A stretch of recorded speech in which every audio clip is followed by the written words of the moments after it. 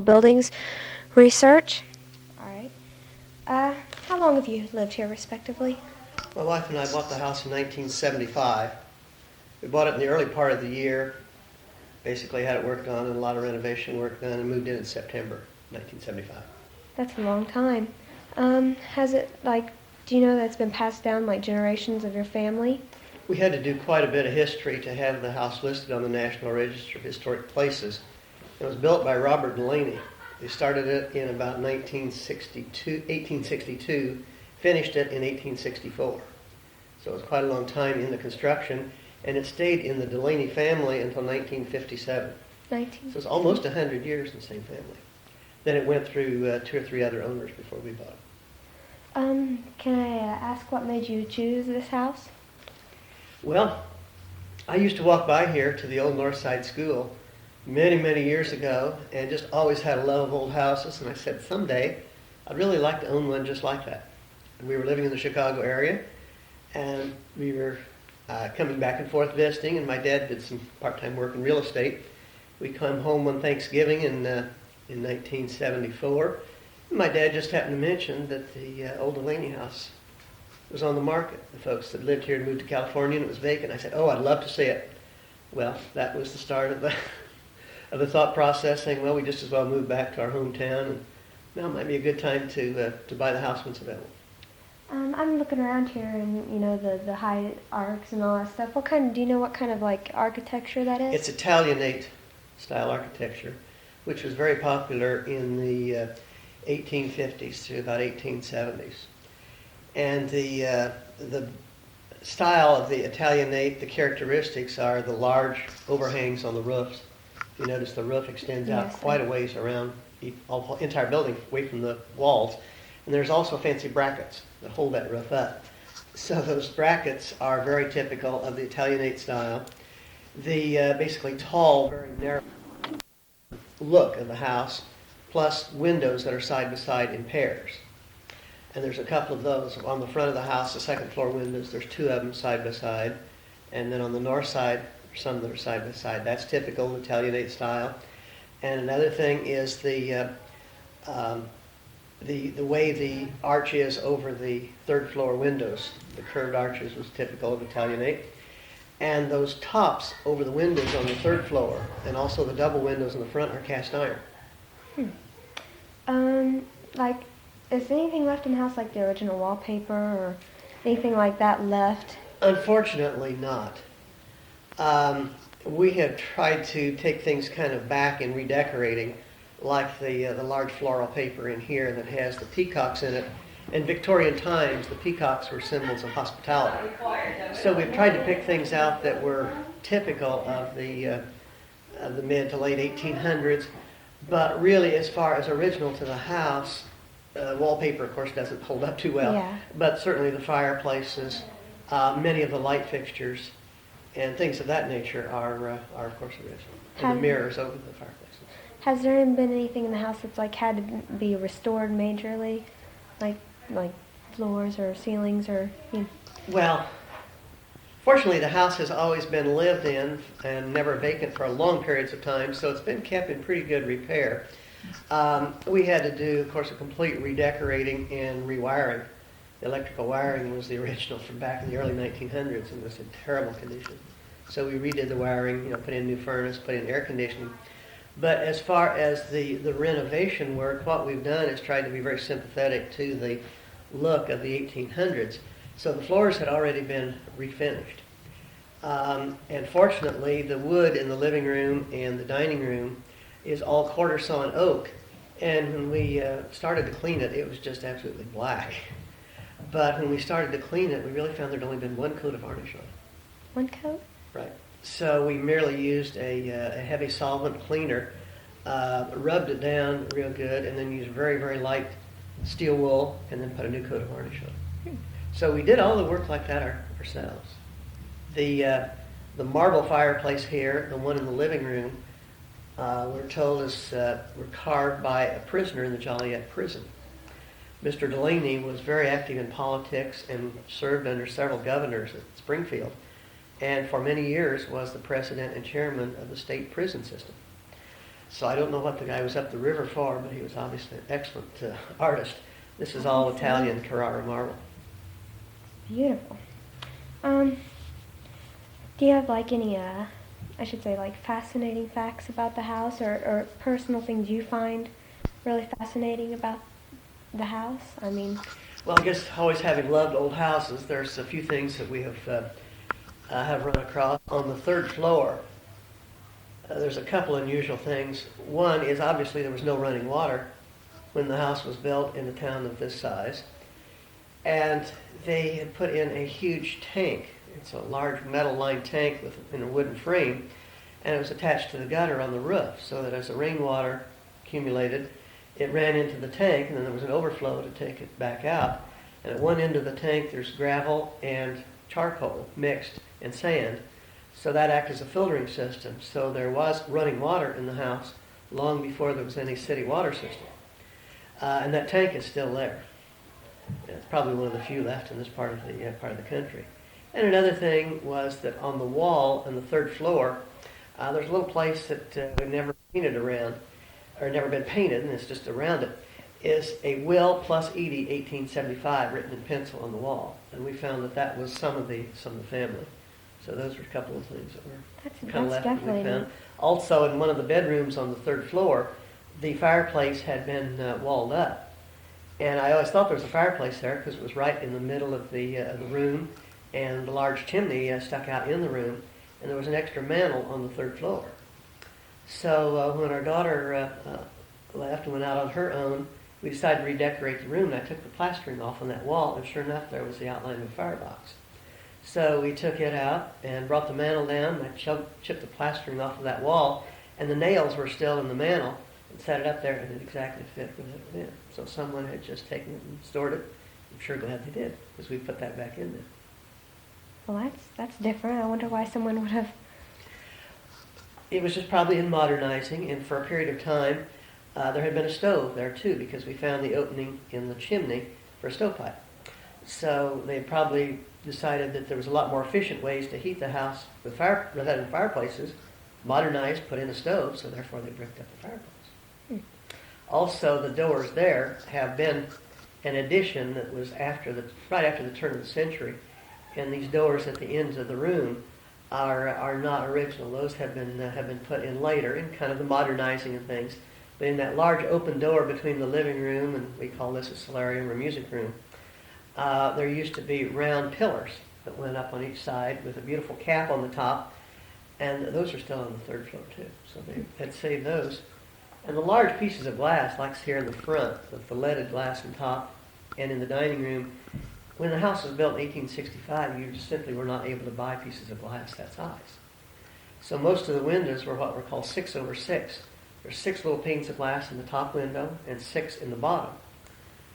Well, now on the second floor, those 6 windows on the top, those pieces of glass, are all still there. And you can see a lot of that's original glass because it has kind of a purplish tint. But in the modernizing, about 1890, the Queen Anne style became more popular than the Italianate, and that was big glass. You wanted big pieces of glass. So about that time, they did some modernizing and replaced these windows here with big pieces of beveled glass. And the top is all beveled. It's almost a ½ inch thick. And the leading is on the top. When the sun comes through the north window, it shines on that wall, and on this wall, it breaks up the colors all in purple, oranges, and all kinds of a kaleidoscope of colors. That's probably very beautiful. Mm-hmm. I was going to ask you if there had been many additions to the house, but A lot of them we can't really, know exactly when they took place, but most of the house changes, major changes, were made really before 1900. It was owned by the original family. At one time, there was another wing on the west of the house that was torn off prior to 1900. Why, we don't know. There was apparently a downstairs library, another hallway, a couple of servants' rooms on an upstairs stairs wing, and a back stairway. And those have been taken out. So part of it may have been just simply modernizing, and as their family moved away, the Delaney's had several children. They just simply said they didn't need the room and decided to, in their modernizing, to reduce the size a little bit. The porch is a little later addition. It was put on prior to 1900. We don't know what was on there before, if it was a smaller porch or just a little front porch. But that was kind of a Italianate revival style. It has the little dentil molding, that's the little pieces of wood all under the roof, all the way around that porch, and those are all carried out also in the stairway and in the trim over the wood in the dining room and living room. When you moved in, did you find anything, like, I should say, leftovers, mementos, like pictures, anything left by the old families, or it was all gone? Unfortunately, it had gone through several owners, and even when we did the work for the National Register application that we had to, we were only able to find one picture. We tracked down a family descendant that had a postcard from 1907. And again, that helped document our case that the front of the house is identical now as it was then. The only difference was the porch on the second floor, the post went on up through the roof, and there was a beautiful balustrade or railing around the top of the roof with rails all under that. So essentially the house still looks the same from the outside as it did when it was first built, or Exactly. from the time we know. And that's what we had to really prove in our application for the Historic Register, was when these changes took place and did it still represent the style. And certainly the Italianate style was very popular at that time, and we were able to carry through and show what had taken place over those years. Was it very difficult for you to get your home on the National Registry? It took a lot of legwork and a lot of research. We started in the summer of 95, and took a lot of pictures. And then in 1996, we finally decided, well, yeah, let's go ahead and do that. So we just sent some of those pictures that I had taken we got the name of the state historian who works on the National Register in Springfield, and sent that to them. And they came back very promptly and said, we appreciate your pictures. You have an interesting house. However, we were in Marshall in 1970 and took pictures of a lot of houses. Well, we took pictures of all old houses. And there are several Italianate houses in Marshall. Would you please, and they sent us Xerox copies of the pictures they had taken in the 70s.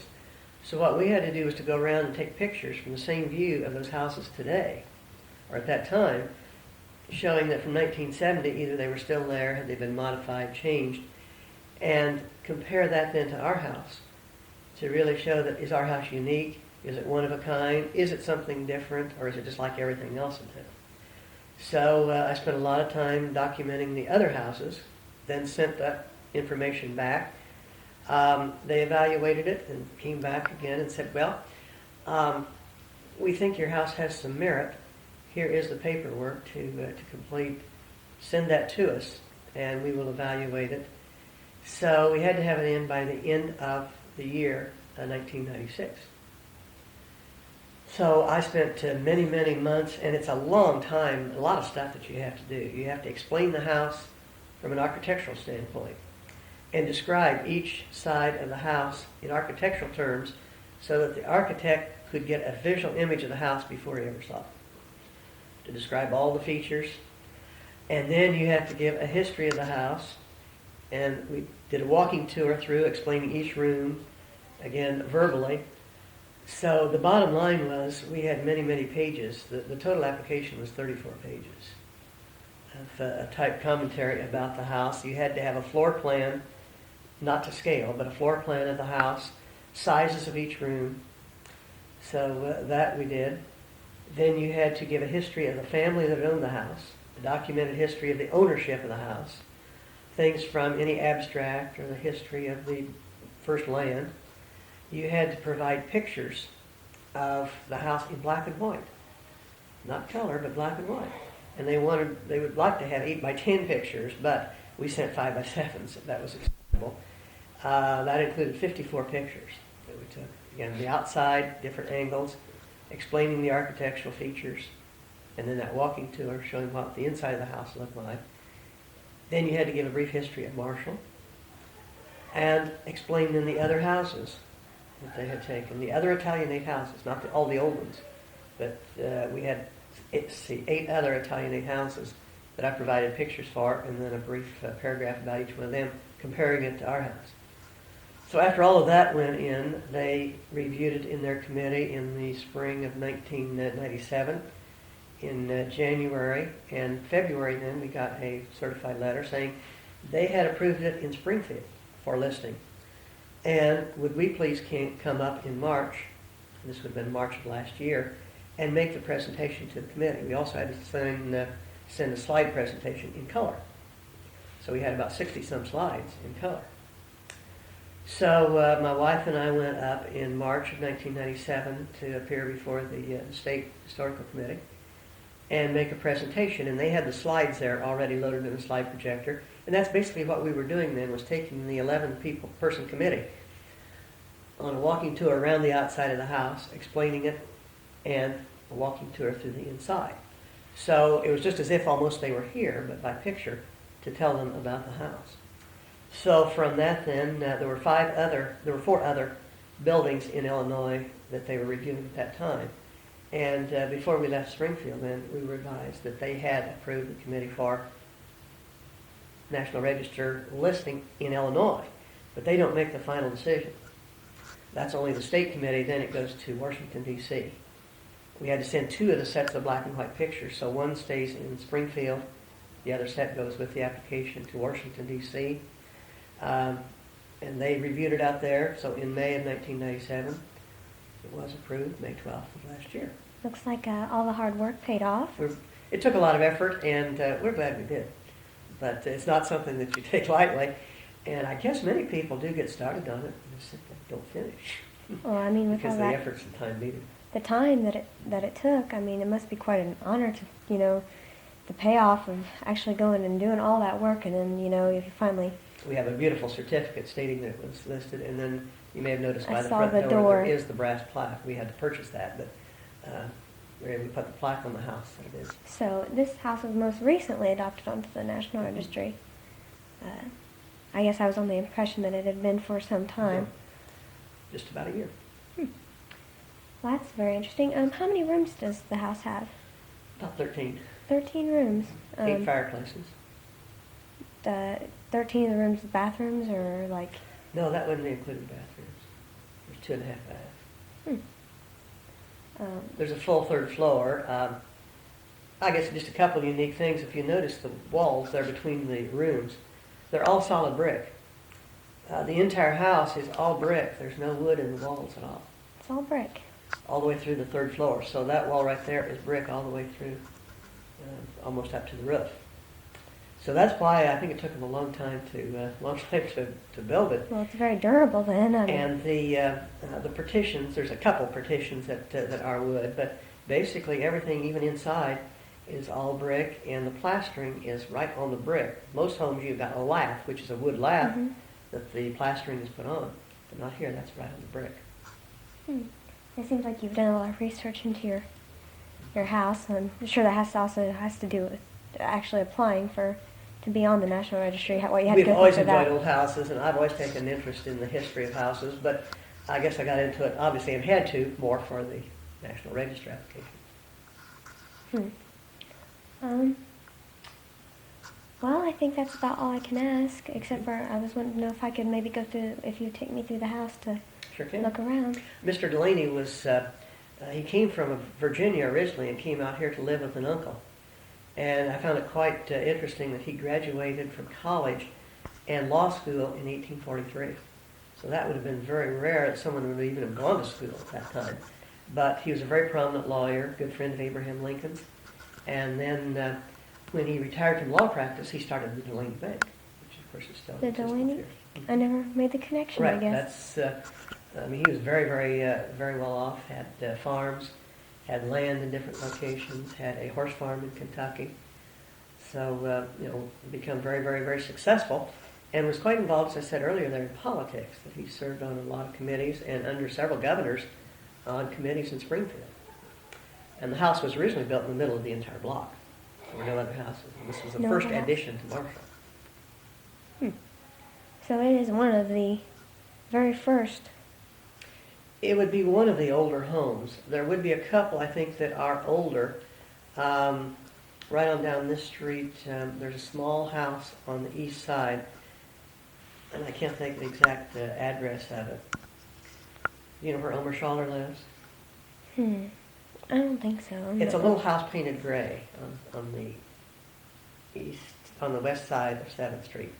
It would be just a little older than this house. I went to the public library and tried to dig up as much as I can on all the old houses. The most I've been able to find on any of them is the dollhouse. It was built about 1872, I believe. That's the only one I've been able to find a lot on, and I don't know if I'm not looking in the right places or they've just done more, like, as far as reporting on their house. I don't know, but... The house where John and Sarah Tarble live. Oh, that's located. It's on down the street here, too. Yeah. It was built about the same time as this house. Of course, it's gone through an awful lot of changes and been very, very modernized. So the house doesn't appear today at all as it did when it was built.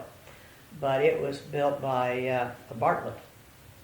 And I believe that was Archer's sister, who was the founder of Marshall, built that house. And then Mrs. Burnett, Mrs. Delaney was a Bartlett, too. So there's some family connection. Like connections between Mm-hmm. the original houses and the people. That's very interesting. The house that is H.R. Block over here on Route 1, Mm-hmm. that was built probably a little after this, but in probably the same decade, 1860s. Unfortunately, it's had the brackets all taken off around under the eaves, aluminum siding put all over that, and that has really removed a lot of the Italianate characteristics of that. It's sad when they start changing all this, the old beauty, the stuff that you can't recapture for the stuff that you see Exactly. every day. And the house down the street here that it's on the west side. It's a little white house on the corner where Randolph Rich lives. That's another Italianate house that was built shortly after this one. It was built as a small house, and then the front was added onto it. But it has a very beautiful Victorian porch, an Italianate style. And then right across the street from it is another Italianate house. It's wood, but it's had asbestos shingles put on it, which again takes away a lot from the character of it. But the trim up under the roof is still there. And then the house, the red brick one that you see right out the window there, that's right across from the dollhouse, is another Italianate style house that is very much intact and has been changed very little. It was also built in the 1870s. But if you look at the front of it, it's again got the narrow windows, has the brackets under the roof. And that still has a little bit of the metal cresting on the roof and under the front windows. So I'm taking you're very pleased that your house has retained the old. Yes, because if it has been changed too much and very much modernizing, then it does not qualify for. The thing that they dwell on is historical significance and integrity. So if you start changing things with new windows, if you start changing brackets and you put on aluminum and plastic siding and things of that nature, then that destroys the integrity of it. Yes, because me and Mrs. Avola were talking about a house that we were talking about researching, but they said they didn't know if the historical register was going to accept or had accepted them because of the fact they had put siding on their home. That was one thing that when we went to Springfield, there was an application and they completely said, no, we're not even going to look at this. If it has plastic, vinyl, or any type of artificial siding on it, they will not even give it a Second thought. They just lay it aside. Because again, that's not typical of the 1800s or the period the house was built. It destroys that integrity of it. Well, I'm impressed. I'm just taking all this in. I mean, Thank you. so much If you'd like to information. look around and I'll tell you a few things about it as we go along, you want to take notes or Yeah. recorder, I'm not sure what avenue you may want to take there. Well, I think I'll stop this and